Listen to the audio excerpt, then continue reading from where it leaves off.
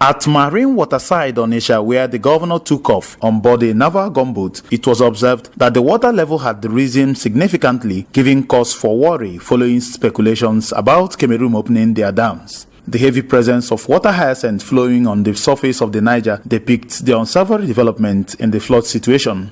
Speaking after touring the area, Governor Obiano regretted that many people are still in the flooded area, warning that forecast shows very dangerous signals ahead. He appealed to the federal government and good-spirited individuals to assist the state with funding and relief materials to cater for the displaced persons. It's an opportunity to plead to everybody that is in the river right now to please come to the higher ground because this flood is massive and we haven't seen the last of it. Please, we are pleading to everybody who is still inside the affected areas to please come on land. Governor Obiano later visited a holding center at Obiano Council headquarters at Tani, where over 100 displaced persons were being housed. Addressing the persons, Governor Obiano said the visit was to see how they are faring and what government can do to better their condition, assuring them that his administration is committed to their welfare. He further said it is government to take record of the displaced persons so that it can provide them succor to enable them resettle after the deluge.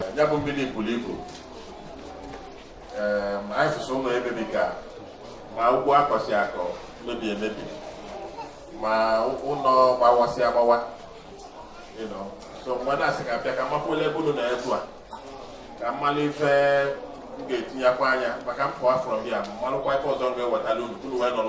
some of the displaced persons, Mr. Ostobi Nyelibe and Mrs. Ozamaka Ibina, regretted that they had lost all their means of livelihood as a result of the flooding and appealed to government and spirited individuals to come to their aid.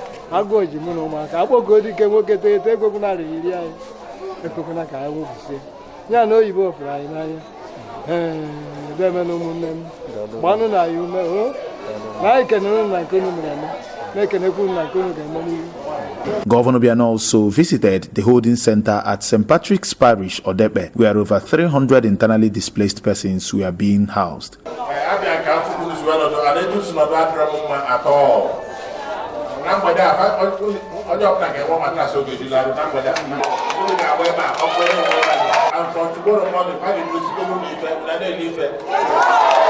From Odepe in Obiano Council area, I am Kene Chukwuofoma, reporting for ABS News.